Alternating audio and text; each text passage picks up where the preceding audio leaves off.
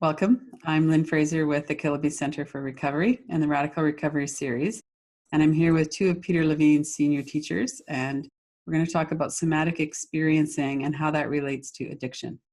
So we have Abi Blakeslee and Joshua Sylvae, and I'm going to have them introduce themselves a little bit. And if you could tell us how you got involved in this and what it is, the short notes on what it is that you do and what is interesting about this for you. And that's where we'll start. So go ahead, Abi.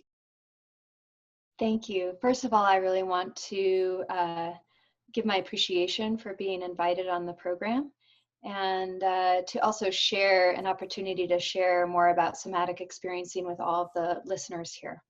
Oh, thank you. Yeah, we're very excited to have you here. Thank you.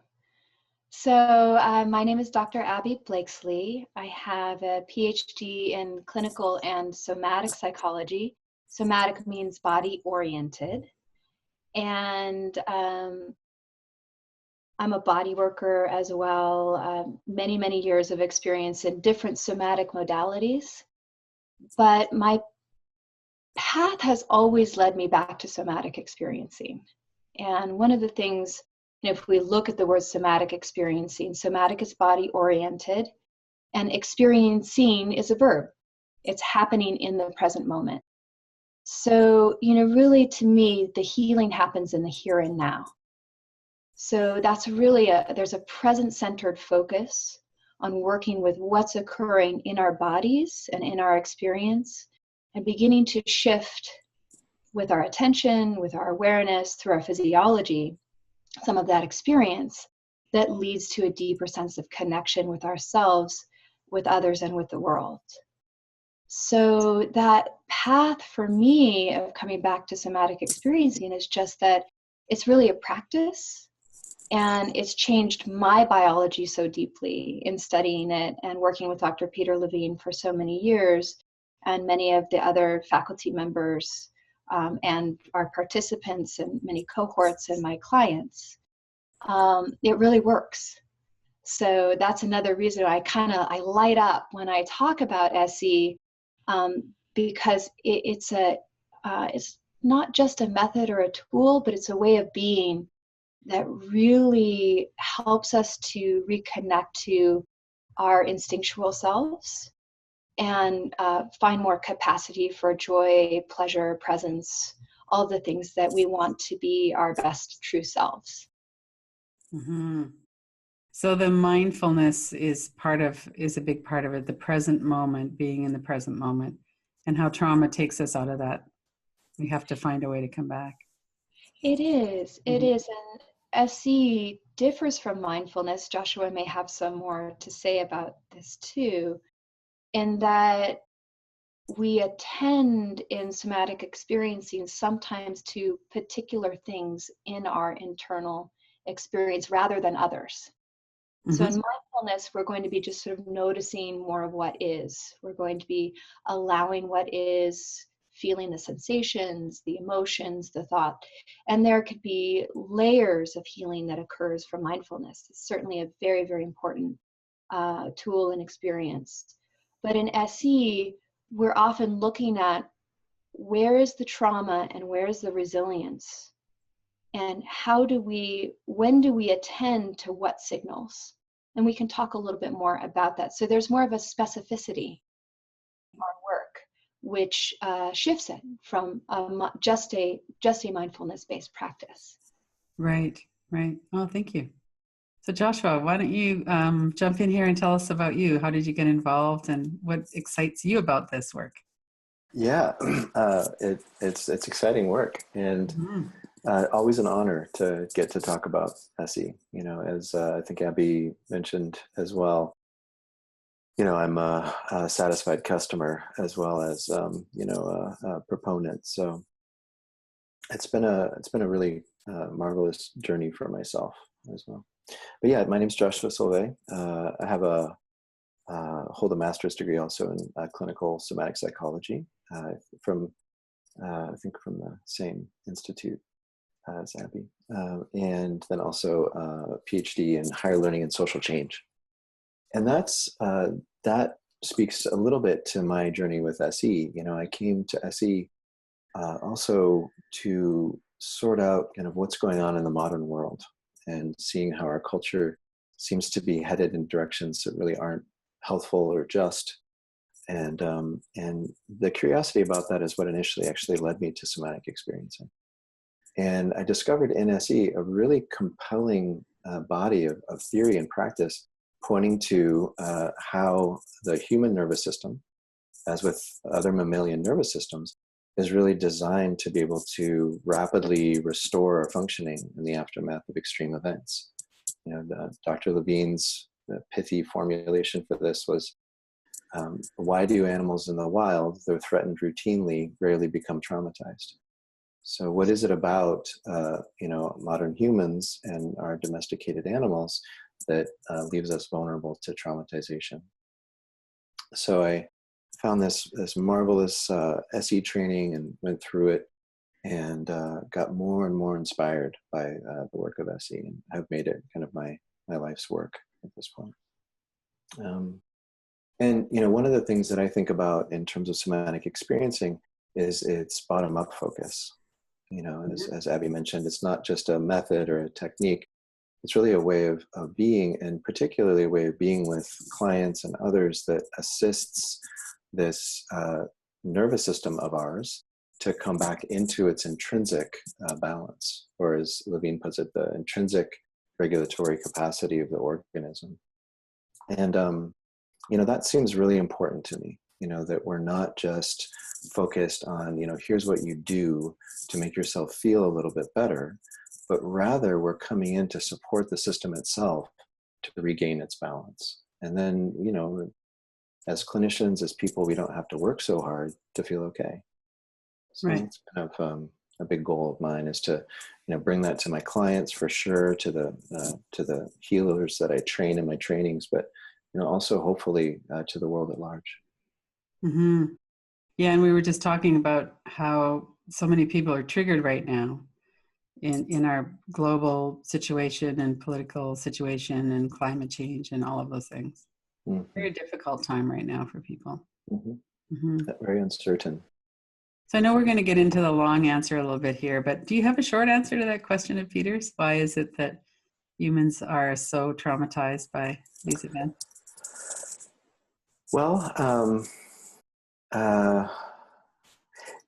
one of the things that I think about a lot is that modern humans, for the last little while, have been engaged in a really interesting experiment, which we call civilization. It's a really, really different way of being on the planet than our ancestors practiced for, depending on how you look at it, potentially millions of years. Right. And I think that, if we think about civilization or domestication, I'll call it our 10,000 year long love affair with control, where we've begun to control more and more of how the nature around us expresses itself. And I think one of the unfortunate, unforeseen consequences of that is that we set out to subdue and control our own nature as well, and have unintentionally begun to interrupt the processes that assist our nervous system in restoring its own wholeness and health. And that's actually what creates the traumatic reaction. Right. And then we get less and less able to just flow along with what's going on. When we get into that control thing, things have to be, we have a very narrow window of tolerance, which leads us into talking about somatic experiencing. Very good. Nice segue. So good segue into that. So would you like me to start the slide now, Abby? Sure. Let me talk a little bit more about somatic experiencing, and I can also follow up a little bit more too about your question that you just asked Joshua after we look at these slides. In somatic experiencing, we have some different clinical models. Models of regulation would be one way that we could call it. And if you look at this chart here, you'll see that there are two lines, and that represents what we would call a window of tolerance. The upper line, it says sympathetic. And if I could, I'd draw a little arrow going up towards the squirrel. right? So when you think about a squirrel, they have a fantastic sympathetic nervous system, right? Scurry, scurry, scurry. And then they sort of arrest and pause and look around. Scurry, scurry, scurry. They're very fast. It's for excitation. If you were then to look at the bottom line and then point an arrow down, that would be for the parasympathetic nervous system. This is for relaxation. Okay? And one of our goals is that we'd like to help a person's, I'm going to call it autonomic function. This is the autonomic nervous system. Okay? Be able to have a resilient range where it can fluidly go up and down from sympathetic, settle down, back down into parasympathetic, or rest and digest, right? Like a wave. Now, this would be a manageable range between arousal and settling, or activation and deactivation, where that nobody is getting sort of stuck in any high arousal or stuck in any deep low arousal. And if you look over to the left, you'll see a lightning bolt.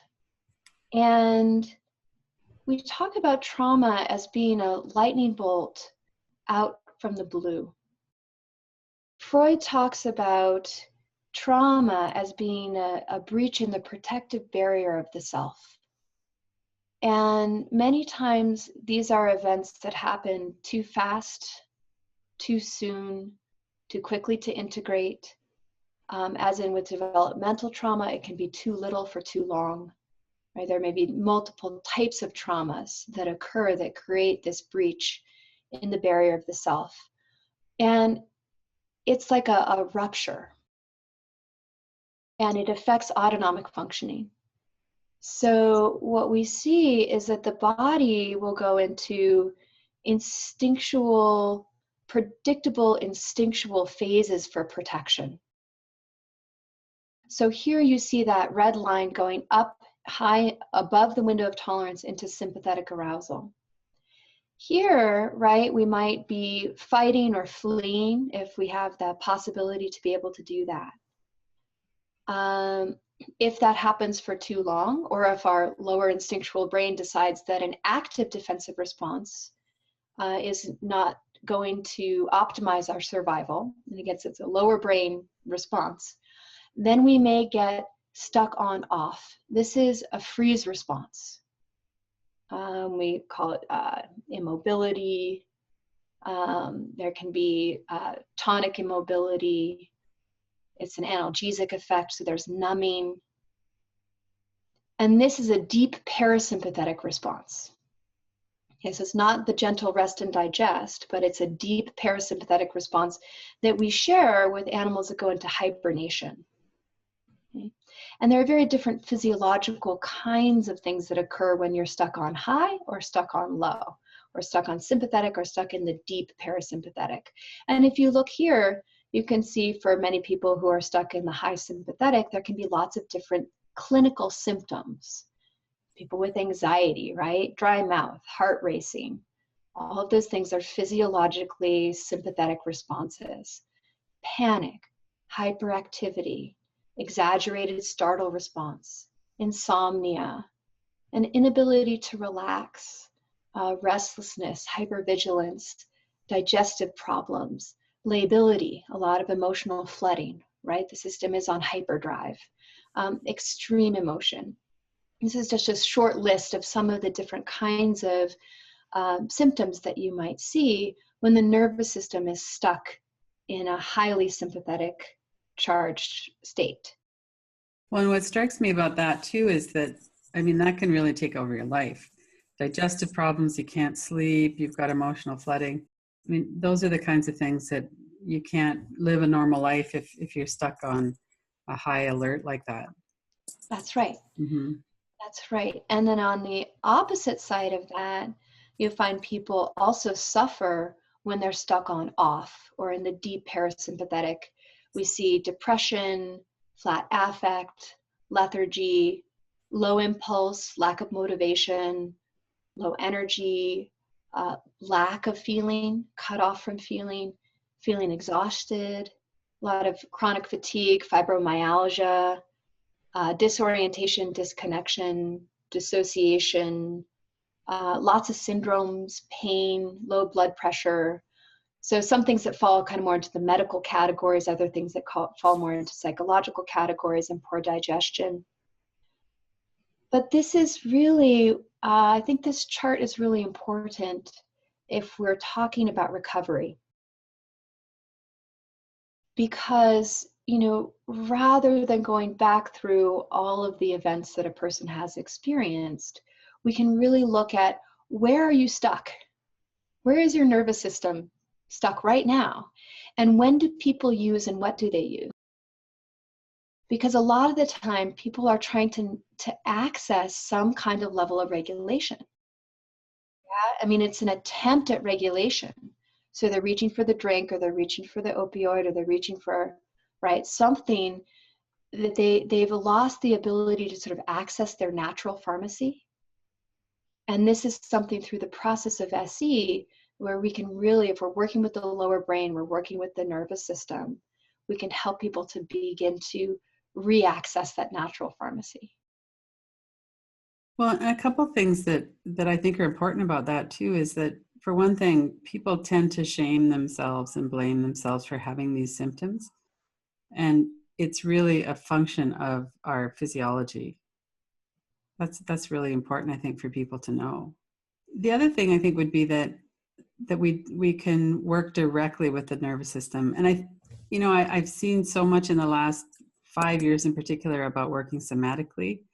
And it's wonderful that that's really starting to be known. Like, even psychologists will say, we actually need to be in the body and knowing what's going on in our body in order to work with emotion. Whereas it used to be very much more talk therapy. And so somatic experiencing is, and Peter Levine's work has certainly been on the leading edge of bringing that out into the world, of understanding that we need to be working in our body.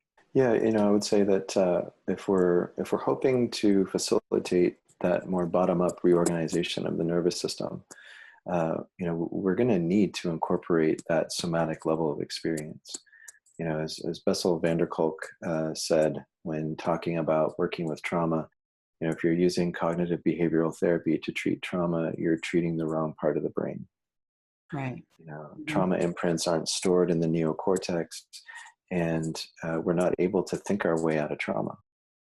And I would venture that a good number of people struggling with addictions, whether it's substance addictions, behavioral addictions, compulsivity of any kind, there's some kind of nervous system dysregulation that underlies that.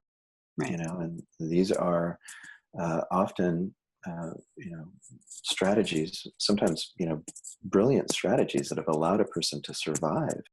Right. And help them to regulate their experience. But it's certainly possible that the system can come back into its own intrinsic regulation if given the right supports. So how would you go about working with somebody? Like, I know there's probably not a typical session, but what could people expect if they're working with a somatic experiencing practitioner? In a typical somatic experiencing session, one of the first things that I might ask someone is to look around the room, get a sense in the here and now. What do they see around them? Orienting is a very important response. It can be highly stabilizing for certain individuals, not all. And then I'm really tracking and noticing as they're looking around the room, how is that affecting their physiology? Do they take a deep breath and settle? Mm-hmm. Or do they suddenly get connected to themselves a little bit more and then realize how quickly their heart is beating? Or do they feel high levels of constriction, right? Or do I see them tensing up? So we're really tracking as a practitioner, moment by moment, what's unfolding in the physiology. We're also beginning to pay attention to what helps that particular person's nervous system regulate. Could be orienting, it could be sensing the ground underneath them. It might be self-contact. Really, if they bring some of their attention into some of the things often that they're already doing. Do they feel some settling? Do they feel some organization? Or do they feel, if they're stuck on low, do they feel some life energy coming back? Do they feel less pain? And a lot of the time, initially, we're going to be looking for ways that the organism is feeling better and more stable. And as we continue to deepen that, the brain's ability to pay attention to those signals, because of course, when we have trauma signals, the lower brain and the amygdala is going, what's wrong? What's wrong? What's wrong? I got to fix it. I got to, right? Pay attention to the worst of the pain. So we might direct attention away from that and to strengthen resources, to strengthen the resiliency of the nervous system of the person. And then we're going to start to work more with the trauma too, right? So as a person thinks about an experience, or maybe working with a pain pattern or a physical tension pattern, we're going to hopefully help the person to become curious about it. And this is where some also mindfulness comes in, where we have a curiosity, a witness that comes online, that starts to watch and to listen and attend. And to notice, if they're paying attention, what begins to happen next. What is happening in the body? What is it wanting to do?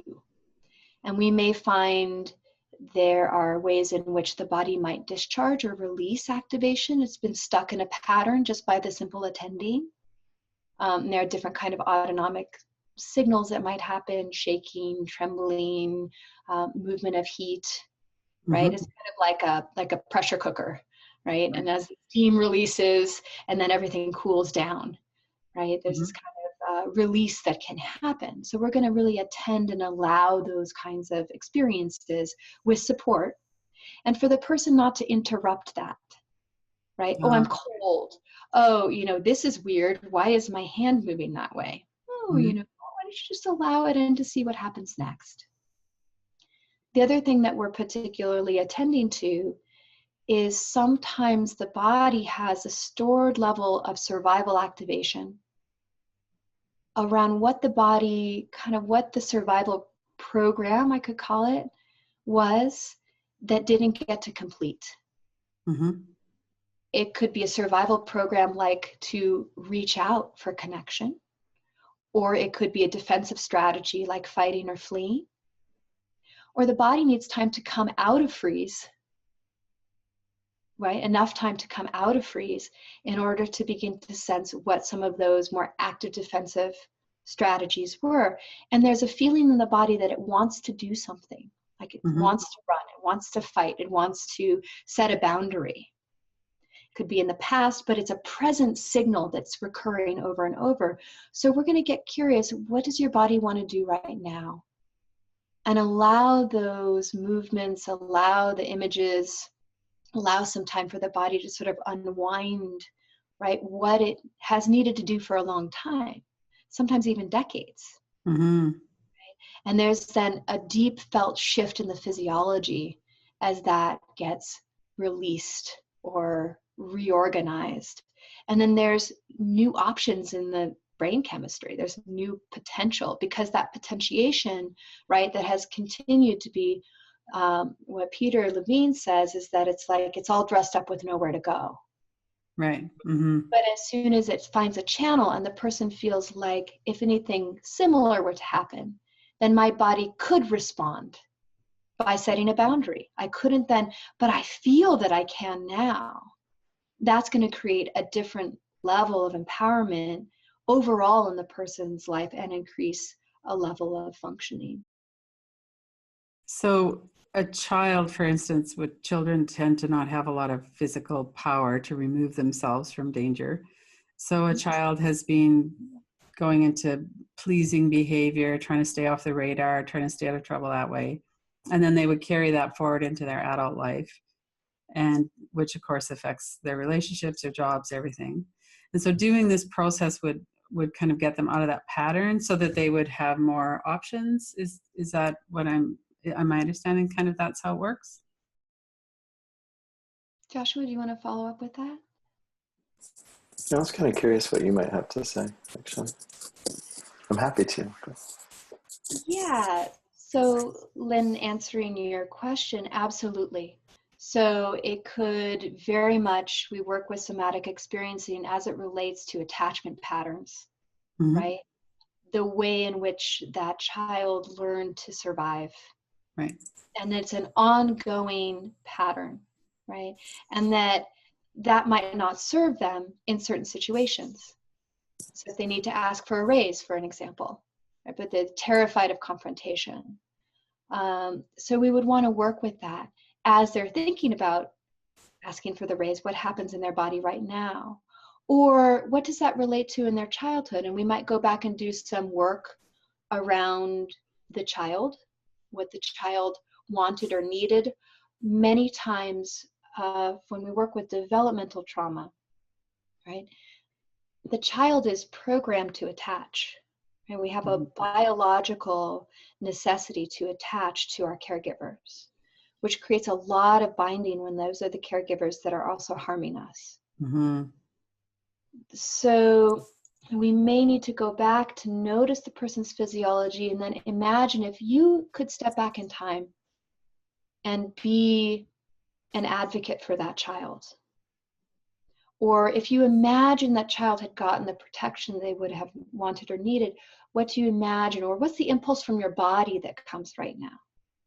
And then we would work with the unfolding in the person's body as they're talking about that, right? Setting the boundary, the flight response, right? The confrontation, but from an adult-centered place. Yeah. And to describe that bind is also really important, right? That was a necessary survival strategy, and they did what they did in order to survive. And many times, what children also need to do is to move more into freeze and dissociation. So you would help them to understand kind of how this process works. Is that part of what you do during this, or is that kind of at the beginning or the end, or is that just kind of fluid throughout? For me, it's fluid. It's what is arising in the nervous system, and we're following that bottom-up process. And then there can be educational pieces that come in, because as you said earlier, many people shame and blame themselves. Why didn't I say anything? Why didn't I get out of that situation? What took me so long, right? Or it was my fault. Right. I'm a bad person. I'm unlovable at the core. Right? So all of these, shame, kind of again in the physiology, where the body needed to shut down in order to survive, and a lot of thoughts that can revolve around that, around the freeze response, right? Trying to even describe that physiological state that the person is either triggered into in certain kind of situations or remains in chronically over time, which often leads to substance use and abuse. Yeah, for some folks, to educate them about, our hypotheses, about what drives their behavior can be really helpful. I get an explanatory frame for what's going on with me. That makes me feel better, more reassured. But we do want to be careful with that because, especially if there's somebody who has this tendency towards wanting to appease folks.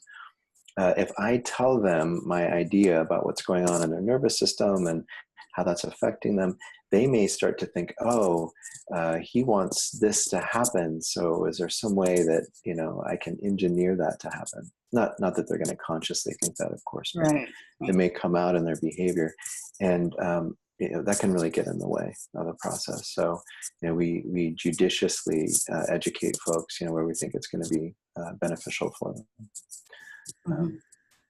And I'm appreciating also, Abby, the swing back into thinking about recovery. It's like when I was reflecting on the title of your series, Radical Recovery. I'm really liking that.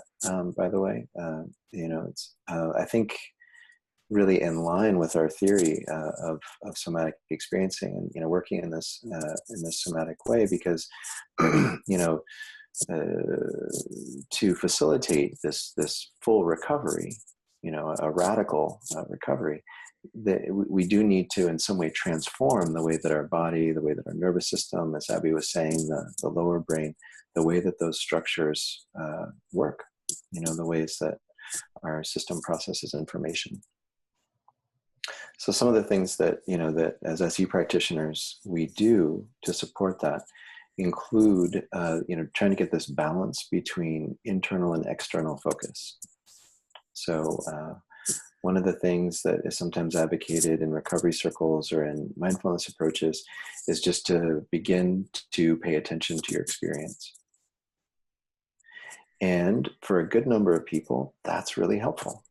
To start to do mindfulness allows me to settle, allows me to become more present, and it's very beneficial, both short and long term. For some of my traumatized clients, though, when they've attempted to attend to their experience in this mindful way, they've gotten re-traumatized. They've gotten blown out of the water because there's just too much for them to effectively attend to. And so they've walked away from something, again, with this self-blame, this sense of shame, and struggling even more. So one of the things that we'll do is to tell people to balance internal and external focus. So I'm attending to my surroundings at the same time as I'm then able to go in and reference what's happening in my body, also in my thoughts and in my emotions. So we work to bring that balance in. And then as Abi was pointing to earlier, one of the things that we would say is a distinction about somatic experiencing vis-a-vis other approaches that incorporate mindfulness is that we may, as practitioners, as clients as well, look to accentuate certain aspects of experience, to pay attention a little bit more readily to certain things at certain times because it's going to be helpful for this goal of regulation. One of those things is to not get caught in the trauma vortex. Mm-hmm. This was Levine's notion of the way that that negative experience can really capture our attention, and we can really be readily hijacked by the there and the then of trauma. So at first, we may help people to notice, pay attention to, and enjoy, to savor their positive experience. Mm-hmm. Things that are pleasurable, things that give them a sense of comfort or ease. Those may be the places we go at first to support the system to come into more balance. Mm-hmm. And once that capacity is established, my readiness to attend to pleasure and ease, then my system is more ready to do this easy back and forth that we call pendulation. So one of the core concepts of SE is this idea that the organism is prepared to move back and forth through cycles of expansion and contraction. That's just basic biology. If you think about the heartbeat, if you think about respiration, it's all these cycles of expansion and contraction. And one of the things that gets lost for people when they get traumatized is that pendulation.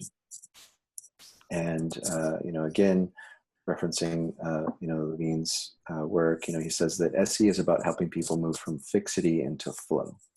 Right. And I've always really appreciated that, to take a system that's stuck, is not in this easy movement back and forth, and assist it in coming back into that. One of the key things about that will be this movement back and forth between things that are challenging, things that feel hard, stress, and then attending to my sense of pleasure, my sense of comfort, my sense of ease. And it's that back and forth, we think, that can really heal trauma, restore nervous system regulation, rather than diving into the heart of the trauma vortex, or trying to force myself to focus on the positive, or think positive thoughts, or whatever. Right. We try to unite those two polarities and have people easily able to go back and forth. Mm-hmm. So how do you work with people who are highly traumatized, that's very difficult for? So somebody has spent their whole life avoiding their body and avoiding their past through addiction or something else. And what's that process like for people as they start to tune in? I mean, they have the support of someone, which is very important. So this is just a follow-up visual for pendulation or expansion and contraction. This is called a Hoberman sphere. I have a red one. I got this at a garage sale, which I was sort of amazed to find. Nice. But they have rainbow ones too. And this is a medium size. There's travel sizes. And then the really large one, actually I use a lot with kids. They can even stand in it. A 5-year-old can stand in it. But here's this idea, right, of the expansion and contraction, right? And the expansion of contraction of all things, it's in physics, this idea of pendulation. And you could look at this as the nervous system too, right? So excitation and relaxation. And here we go, right? There's a threat, right? Let's say that it's a real or perceived life threat. And then what happens? We go into a protective mode, active defense.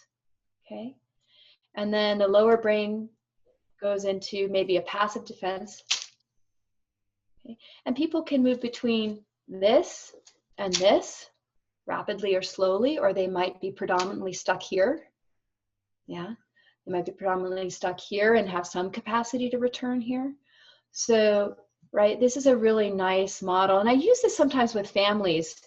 Say, so, this morning when you went to school, or when you're having that conversation at the dinner table, were you here? Were you here? And then the kid will say, well, no, mom was here. So there's a lot of really interesting things that you can do with this. And it's a great little, these visual tools and things that people can feel and touch and use in your office, right? I have a lot of things, tiger and a lot of sensory oriented kinds of things that people can touch, feel, exploration through the 5 senses. Mm-hmm. So I want to be somewhat careful with the Hoberman sphere in kids. We have one of these at home as well. My then 5-year-old was playing with it one time in the living room, and all of a sudden I started to hear these whimpering sounds. And then they kind of increased in volume until it was an all-out cry. So we came around the corner. She had got in it to stand, but then it had started to contract. Yeah, you need to keep an eye on that. She's like, "Get me out of this thing." Yeah, and little fingers sometimes can get caught.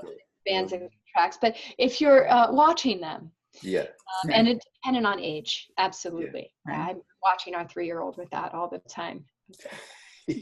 Well, and what strikes me too is that, there's the fight reflex and the freeze, and people with the fight reflex have a lot of higher cost in their relationships and social cost with that kind of a response than people that just kind of shrink into themselves and go numb or something like that. Although there is a high cost to that. There's the isolation. Yes. And really a deep suffering of not being able to motivate and oneself in the world. So, there are different kinds of nervous system representations. And one of the things that we see as we're working with trauma and as there's more autonomic regulation, people come into, it's a biological and a physiological state of social engagement. Right. And that's one of the things that we're working to is a natural movement towards connection. But when you're in a deep, and you're in deep parasympathetic state, or you're in the high sympathetic arousal, that's not a time where we're going to be socially connecting biologically. So the regulation really allows people to have that capacity to reconnect and also get the benefits, right? The feedback, then increased relationship, increased what we call relationship with self, or interoception, one's own awareness of one's own internal sensations. So it's interoception, but then also being able to feel felt. Yeah, so it increases empathy. Can you say that in a little bit more detail? Felt? So Daniel Siegel talks about the experience of empathy as feeling felt. Yeah. And when we're able to have a deeper sense of connection to our own internal world, we're going to gather more information as we're observing someone else's eye contact, the way that you're nodding your head, right? And I'm getting a cue that you're interested in what I'm saying. Right? It's nice rapport. And then I'm taking that into my body, and then I'm feeling warm, and I feel the excitement of talking about the topic. And there's a nice rapport that happens in the field between us. Mm-hmm. And with trauma, a lot of the time there's an inaccuracy. Right? Because if I'm in a high sympathetic arousal, I might look at your face and think, everything that I'm saying she thinks is wrong. Right. What's wrong with me? She thinks I'm a fraud. Mm-hmm. Or I might be more in that shut down place. I don't have anything important to say. She's totally disinterested.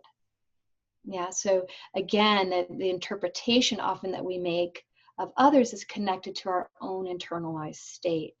Now, you talked about how do you work with someone who's highly traumatized? And we, of course, work with a lot of complex trauma. Mm-hmm. And there are people who walk into an SE session. There's a real big variety that you might see. Some people have some capacity to downregulate. Some people, you can work relatively quickly with some of these traumas. For many, though, with a lot of complex trauma, what you initially need to work with is a level of freeze and dissociation. And dissociation is more of a psychological or a psychic response to overwhelm, where we disconnect from our bodies. And so we're floating out here, or we're a floating head, right? Is the body what body? Or if we begin to attend to our bodies, there's a lot of the signals that are still there of when we left. So why would I want to go in there? Right. It's painful, scary. Yeah. That's it. That's right. So in SE, our initial goal is not to get somebody to connect to their bodies, which is interesting, right? Mm-hmm. But we're looking more at this ability to facilitate pendulation over time and internal and external awareness, like Joshua pointed out earlier. We might use some more externalized kind of awareness, more from the periphery, touching objects, finding an object that they find more interesting in the room, describing it. And then you notice if they settle a little bit, right? You can track from the outside if the physiology is responding. That's facilitating a pendulation, even if you don't ask someone, what are you noticing in your body right now? They're settling. And then they start talking, and then the symptoms and the physiology is escalating or shutting down.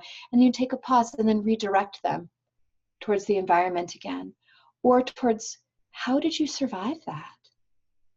Right? That's, you're telling me this history, or did you do anything to make it through the day? Right. Or when did you feel more like yourself today, in the last week, or in the last month? So we begin to build slowly some of these different ways that there is this intrinsic rhythm that's there. And when the person is ready and they're starting to feel a little bit better and more regulated, then you can ask them, did you notice that you just took a little bit of a deeper breath? But it's not asking them to attend to their breathing when they're in the panic zone or when they're in the same old pattern. It's when it shifts more towards a regulated pattern and they have more capacity. Mm-hmm. Joshua, how would you respond to that? It's such an important question about working with complex trauma. Mm-hmm. It depends a little bit, I think, on what we mean by extremely traumatized. We make a distinction between what we might call developmental trauma and what we might call shock trauma.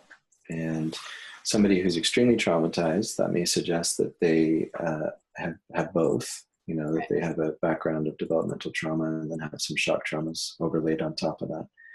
Or they may have just been through some extremely distressing shock traumas. In general, we're going to presume that a shock trauma can be renegotiated fairly well if there is underlying regulatory capacity. So if I have been able to negotiate my developmental process and come through that relatively unscathed, and then I have a significant shock trauma, my system is going to likely be fairly well prepared to heal from that. So, given the right supports, given the expertise of a somatic experiencing practitioner and helping me to renegotiate it, I can do that, relatively easily. If instead, there's this developmental trauma wound, such that accessing the healing relationship is difficult. That may take some time, and it may actually be weeks, months, or even in some cases, I'll be honest, years of building that sense of rapport, that sense of containment, so that actually working with trauma can become possible. I generally think in phases. It's a lot of different modalities have their different notions of the phases of the work. But I'll tend to think that people come in because they need help, and there's dysregulation, so they're lacking in regulatory capacity. The first step, as it is for little ones, is co-regulation. So we develop together the capacity to have these cycles of activation and deactivation. So they're not getting stuck in high sympathetic charge or freeze.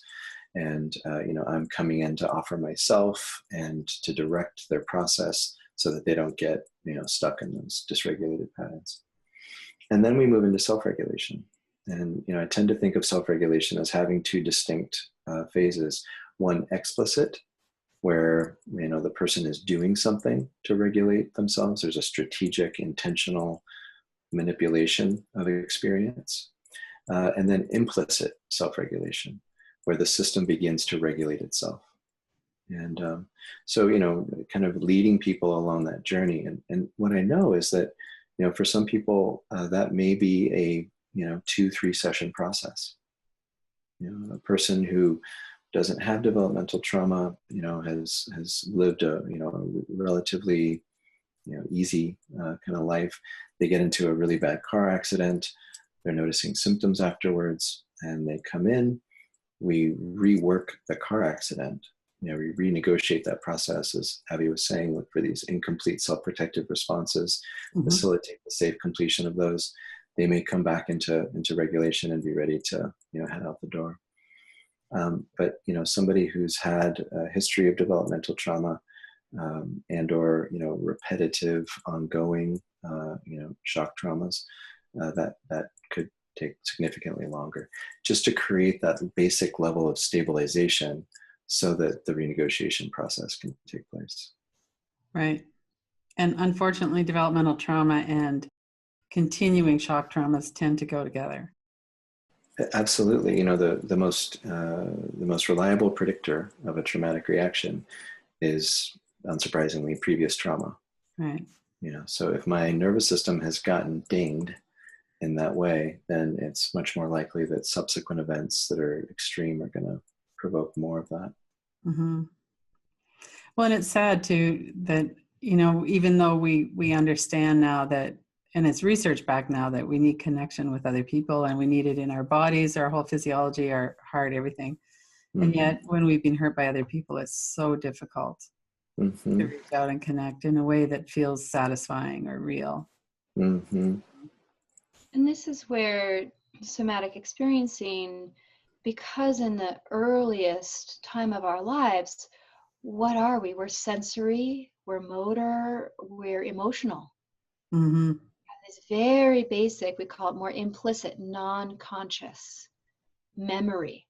Most of us don't have explicit or autobiographical memory until we're 2 and older, right? It doesn't form. But it's in these early years that the attachment, right, and a lot of those patterns get set up. And one of the jobs of caregivers from a biological perspective is to be the parasympathetic nervous system for the infant.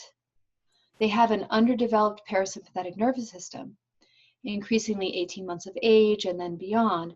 But really, they don't have that capacity. They rely on co-regulation in order to develop those pathways.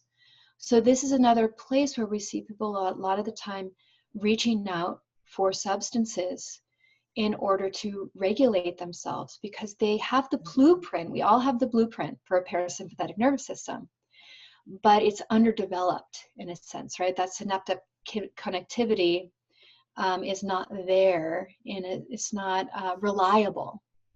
And so they might be reaching for a substance in order to try to regulate, and it can be important in SC, this is why we need to take it slow. It's growing the capacity to reconnect to that blueprint.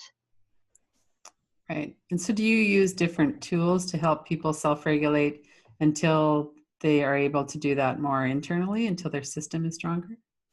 Mm-hmm. Yeah, and different tools potentially for different folks. Mm-hmm. So what I ideally want to do is meet with each person and discover where are their strengths. You know, where are there places in their lives where they're already doing something that they feel good about, and you know, find those spots. Really encourage them to dive into that more. Additionally, you know, there's in terms of getting attention out into the external environment, that can be a really stabilizing thing. And sometimes, rather than just an open-ended, you know, hey, let your eyes go where they want to go, or, you know, why don't you just let yourself be curious about our space? I may invite people, if they're subject to, you know, panic or other really uncomfortable stuff, do a task. So, you know, stop and find 5 white things in this room. So then, you know, you're not only getting the bottom-up stabilization of getting attention into the external environment, which dampens down on brain regions responsible for emotionality and, you know, self-referencing. But then I'm also recruiting the neocortex, which now has to go out and label, categorize objects, and then you know, start to put them. That also dampens down on you know, emotion processing brain regions. So you're kind of getting double benefit, you know, to sort of quiet things down. There's a whole, you know, slew of different things like that we can offer to folks to try to keep them out of those, you know, distressing recurring states, while we kind of start to build things, you know, in a way. Yeah, so appreciate, you know, looking back at the developmental arc of the individual. Sometimes, and I've seen this be especially true with addictions, we'll think about our traumatized clients as an adult personality plunked down on top of a very immature nervous system. Mm-hmm. So it's like the nervous system hasn't been able to mature, but then, you know, the person has had to develop these capacities for coping and for, you know, getting by in the world. And so, you know, we sometimes, you know, have to take some time to facilitate that maturation of the nervous system. But in the meantime, yeah, definitely want to give the person some strategies for coping with things. Mm-hmm. Do you have any more of those that you'd like to offer folks, Abby? I'm looping around several times in our discussion because shock trauma and also developmental trauma are things that are readily spoken about as traumatizing experiences and as categories. But something that I want to mention in particular with addictions that I think is very important to keep on the radar is medical trauma. Mm-hmm. Early medical trauma, early medical intervention for caregivers or for the person themselves, multiple surgeries, right? Life-threatening kinds of diagnoses, any kind of anesthesia. And these are very threatening experiences for the autonomic nervous system. And in fact, when we, depending on the type of anesthesia, we can go into a state that's a lot like thanatosis. It's a near-death state. Yeah. And many people come out of these experiences with a lot of freeze, a lot of dissociation, and a lot of dysregulation. And I really want to bring that to the forefront of our discussion as well. I mean, we have different categories of trauma, right? We talk about the early development, but I think it's important for people to kind of look at their histories. Were there any surgeries? We say, oh, well, I needed the surgery in order to survive. But the biology, right, our physical beings, we're still being cut into. Right. Mm-hmm. We still have pain signals, and then the anesthesia itself can be a life-threatening experience. Mm-hmm. So getting some SE around these experiences as you remember the surgery? What are you noticing in your body right now? Mm-hmm. And that might be another place where people are self-medicating to either join some of those states or to make sense of those states, or to help to counteract some of the feelings of the helplessness and the terror that they went through. So yeah, I just wanted to mention that as a really important category of trauma that I see over and over in the addictions community that sometimes is overlooked. Right. Yeah, and whether it's our own surgery or medical issues or those of the caregivers, all of those are very threatening. And that was not very well understood until recently. Mm-hmm. Yeah. And when I was a child, almost everybody I knew, including me, had our tonsils out. You know, it's nice that they're not doing that so routinely now. Yeah. You know, I would not argue, but I'm definitely curious if it may still not be well understood how disorganizing surgeries can be. Right. Yeah. True. Mm-hmm. This brings us back to not all of these experiences are inherently traumatizing. Mm-hmm. With the right conditions, the right support, enough underlying regulation, time, all of these things are can really be buffers for how a person responds. Right. But much of the time, there can be, disruption in the underlying regulation, as we've discussed through shock or developmental trauma, or other kind of medical trauma, or it could be that there's not proper support that individual needed. Nobody was there when they came out of anesthesia, and they were terrified that they had died. Right. And no one was there to comfort them for 8 more hours. Mm-hmm. Or someone who was there blamed them and shamed them. Very common. Yeah. Yeah. So how we're met in relationships and how our biology responds to those things, those are sometimes some of the recipes for trauma. And of course, anywhere where there's forced immobilization, right? Mm-hmm.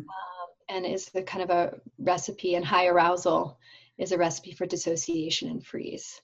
Right. So, but not all overwhelming experiences are traumatizing. But it is important to look back at significant experiences, and I call it spring cleaning of the nervous system. Mm-hmm. Like, I don't really know. I was really surprised doing some spring cleaning of my nervous system in SE training. So I was like, oh, that surgery when I was fine. I was so little. And then I started going through it, and I had all of these different reactions to different pieces, relational pieces. I had some strange kinds of somatic echoes or memories through the anesthesia. And after I went through that session work, I felt more of a capacity to be in my life. And I asked a colleague of mine who works primarily in addictions, who's a real specialist, I said, I'm doing a summit, and I'm wondering, for you and your clients, what is something that you really think stands out that's important for people to know? And this is Cindy Brooks. And she said, that the somatic experiencing approach is so potent and powerful because it allows you to be in your life in a regulated way and to feel the beauty, to be able to move through all of the elements of, stress and enjoyment and relaxation, all of the experiences of life, but not need something external to reach for. That you innately have it within you. And it's regaining that capacity that she's regained, that we've regained, many of our clients have regained through the process. And SE is being embraced by many different outpatient, inpatient facilities because it's really works. And people are going towards it. They say, I want more SE. Right. Oh, that's wonderful. Yeah. And you don't have to tell your story over and over again because it's actually not that important. I mean, it is important in a sense, but sometimes I think of it, have you ever seen the cartoons with the peanuts where the adults are talking and they're going wah, wah, wah, wah, wah, wah, to the kids. Yeah. Well, in some ways, the story or the things that we think about ourselves, especially when we have distortions from trauma, it's like, well, wah, wah, wah, wah, wah, but what's happening in your physio? What's happening in the moment? What's happening in your being? Mm-hmm. Let's work. Where is the regulation? Right? Right. Where's the resilience? Where is that pendulation? How do we restore that inherent rhythm? That's the key. And once we do that, then things start to make sense, literally make sense in the body. And Right. then start making, there's like a new narrative that emerges from that, new fresh affect, new feelings that emerge from that bottom up, and a new ability to be reconnected in life. Mm-hmm. Well, I'm very struck by what you said about going under an anesthetic, that it feels, even if we know in our mind, our conscious mind, that it's okay, we're not going to die from it, that it feels in our body like we're dying. And we need to do something on that level. Mm-hmm. Yeah, that's very potent. Yeah, Peter said that for trauma to occur, there needs to be helplessness in the face of threat. And if you think about it, what could be more helpless than being in this state of forced immobility? Right. And what more threatening than having our body boundary violated? Mm-hmm. And so, for me, the surgical medical trauma is such a potent emblem or exemplar of a traumatic reaction. Right. Because we may fully desire this procedure, it may be life-saving, Mm-hmm. and we can still be disorganized by it. The Right. nervous system can still become dysregulated as a result. Mm-hmm. Because it's not about what we think. It's not about, our beliefs. It's about what happens to these very primitive Right. neural circuits. Mm-hmm. Mm-hmm. And it's renegotiable. I mean, that's the other thing. It's not that people should avoid life-saving surgeries. We need to do that. Mm-hmm. But getting some support in the before and in the aftermath. Right. From a nervous system level. Anytime that I'm going in for any kind of medical procedure, I'm getting some sessions around it and after. Right. Within this modality, again, because it's my preferred modality, which is why I teach it, Mm-hmm. because it's been so effective for me in my life. Well, and then you don't get closed down into the system of freeze or the deep parasympathetic freeze. You can actually just move it through and then get back into enjoying life more. Mm-hmm. So I can't believe the time has gone so fast.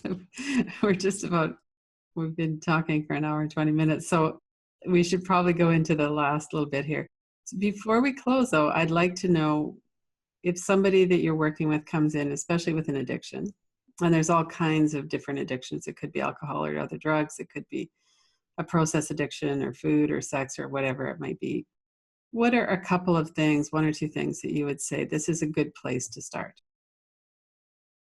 You want to go first, Joshua? Probably going to start, well away in the beginning, well away from the behavior or the substance itself. Mm-hmm. Likely by the time that somebody's seeking treatment, they've rehearsed pretty well their understanding of what they're doing, and maybe even have some insights into why. And generally, I'm not going to go into that vortex. But may instead, start to notice places where the person's doing things in their lives that they feel good about, things that we can use as a place to affirm their value as a person, and try to get some stabilization. But eventually, for me, when I think about so a quick little understanding for me. When I work with people, I recognize that on some level, there's always two individuals that I'm treating: personality and the organism. So Mm-hmm. there's the meaning that people make of their lives and themselves, and then there's what's happening on this more basic bodily, neural primitive level. And want to recognize that the meaning that people make of their lives sometimes actually is disorganizing.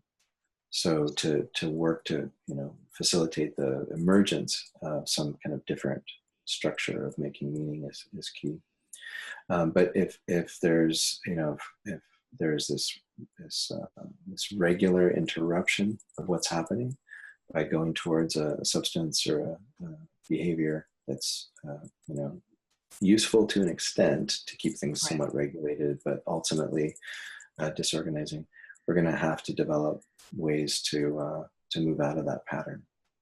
So, one of the things is just like noticing any cue, anything at all that takes us out of that pattern, out of that path. Like, there's, people in addiction sometimes talk about the still small voice, listening for that little whisper that says, I don't actually want to do this, or I'm desiring something else. Sometimes we might encourage people to set timers, to say, you can absolutely take that substance or engage in that behavior, but just set a timer for, as long as you can. Could be 5 minutes, could even be 1 minute, and just pay attention to what's happening on the physiological level. Oftentimes that feeling of a overwhelming desire, can pass, and that can be an enormously important learning for people. That they do have this resilience, they do have the capacity to go into the excitation of the desire to act out, and that can pass. They can deactivate and come back into a different state without the substance or the drug or something. Yeah. Mm-hmm. Yeah, that's very important. We have to experience that in our system before we really believe it. Yeah. That's right. Yeah. That's right. Yeah, thank you. For sure. What about you, Abby? Yeah, similarly, the one thing that I remember reading about this summit is that it's focusing on the pain that's underneath, right?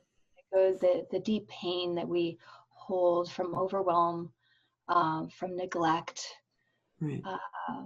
And again, we're looking at this from a biological, survival-based perspective, from a nervous system perspective. So to help people learn to gently attune with curiosity to their nervous system. And similar to Joshua, we're going to start well away, look for some intrinsic regulation, build up some more of the capacity. And then we're going to start to move towards working more with the trauma, with the craving. And if you can say, really rewind, what happens right before? Mm-hmm. Or as you think about that, what are you noticing in your body right now? And then the office, we're going to notice, do they go into shutdown? Do they go into high arousal? Do they start to move? And then we're going to find some ways for them to pay attention, maybe to some different areas of their body that are more regulated, that then help to decrease whatever the charge or the dysregulation is. Or maybe there's a way in which their hands are, they're talking about how, they're really feeling this craving and their heart rate is up, but they have their hands connected to their shoulder. And you say, well, what about your hands on your shoulder? How is that? Mm-hmm. Or we might have practiced some stabilization tools. We could go into grounding or orienting or, noticing somewhere that feels better. And whatever works in the office, we can create that as something that they can start to practice. Ah, right. Just like what Josh was saying, it's more of an explicit tool at first, but as they practice it more, that underlying regulation starts to occur on its own, and it becomes an implicit process where the craving is diminished and more regulation is occurring, and there are more options, right, in those situations. We also may need to go back into the developmental history, into the shock trauma history, the medical trauma, and do some event-based work if you're a therapist. We also have many body workers or mindfulness-based teachers who are trained in SE who work with this as well. But from a mental health perspective, we might take one of those events and work from it from the beginning to the end with little piece by piece. And every time we're taking a little piece and then we're wiping away the story. We're not going to the worst part. Mm-hmm. We're not letting them go to the worst part. We're actually holding it. Take a little bit of a drop. We call this titration, drop by drop. Mm-hmm. And then pausing and then notice, how is the body responding in the present moment to that little piece? And can we find some new regulation or new experience around that memory? Mm-hmm. Right? The explicit, the more narrative memory, but also the implicit, the non-conscious memory, to reorganize that. And then we move on to another piece. So it's a slower process, and it takes us, use a little bit of narrative and then body process. So this would be the way that also going underneath some of those earlier experiences to renegotiate them at this very primitive level, which connects then to the higher orders of the brain, to the hippocampus emotional processing, and to the neocortex, so that we then become more of an integrated functional system. Mm-hmm. So this, the titration and that going back and forth are really key elements, the pentulation and the titration. Core elements of somatic experiencing in the process of the work. Right, right. Well, and it seems to me that in addition to building resilience, you're also building safety and the ability to stay with what it is that's happening in the system, partly because you know it's not going to be there forever. Mm-hmm. You're going back and forth and moving in and coming back and using the body's strength to come to a steadier place. Mm-hmm. Yeah. And it builds emotion regulation, Right. which in many ways is the key. And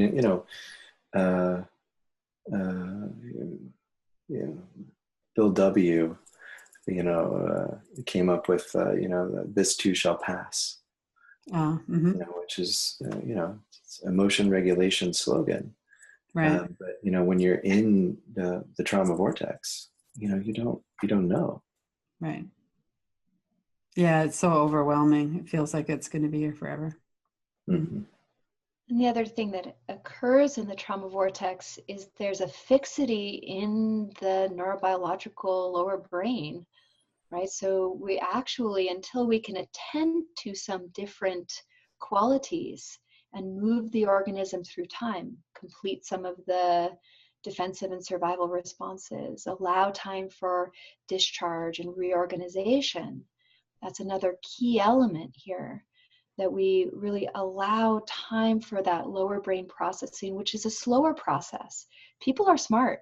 You could decide, I don't want to be addicted to opioids anymore. I just want to stop drinking because it's really interrupting my relationships. And okay, I understand why that happened. I understand why I do it. They just stop. Mm-hmm. But it's where, right, we have these lower signals that we really need to work with, slow down, take piece by piece, allow that deeper reorganization to happen. Right. Yeah, and circling back to something you said earlier, Joshua, about how human beings aren't really built, our brains, our systems aren't built to live the way we're living right now. Over all this time we've evolved, it has not been in the modern society that we're in now. Yeah. It's true. We're doing pretty good, all things considered. Yeah, that's true. So how do people get in touch with you, and how, what would, I know you have the websites for Peter Levine's work and for your own as well. Why don't we get those out there and then people can get in touch? Joshua? Okay, so if people are potentially interested in training in somatic experiencing and or finding a somatic experiencing practitioner, they can go to the website of the Somatic Experiencing Trauma Institute, which is www.traumahealing.org. Mm-hmm. To learn more about Peter Levine and his current projects, you can go to somaticexperiencing.com. If you are interested in getting in touch with me, my website is my last name, Sylvae, which is spelled SYLVAE.net. Okay. And what about you, Abby? Same for the trainings. Joshua and I both teach somatic experiencing trainings, and those are available for professionals that have practices. So we don't have them for individual healing. If people are interested in finding an SE practitioner, they can also go to traumahealing.org. And we have a practitioner registry, and we have practitioners all over the world. Really wonderful to see the way that SE is growing. And if you would like to find me directly, I have a website, which is Abi Blakeslee, ABIBLAKESLEE.com. Great. Oh, that's wonderful. Well, thank you both so much. This has been really interesting. And I think we'll give people a good sense of their nervous system and how to work with that and build that, that internal resilience and self-regulation that we really need, that underlies so much of addiction. One of the things that Scott Killaby realized very soon after he opened the Killaby Center was that it's all about trauma, and that a lot of treatment centers stay away from trauma at the beginning, and he doesn't do that. He goes right into working with healing the system of trauma right away, and then moving into healing the addiction. So obviously, if there's drugs or alcohol, they've gone to detox first, and then there's an abstinence around that. But that really, if you're not working with the underlying trauma, then you're just going to keep coming back into some kind of an addictive pattern until we heal what's underneath. So yeah, looks like we're all in alignment around that. Yeah. Thanks for having us. This was fun. Oh, you're very welcome. Thank you both for being here. Thank you. It's wonderful. Go to KillabyCenter.com, Radical Recovery Summit, for access to the interviews. You can watch them free online, or you could purchase an all-access pass. KillabyCenter.com.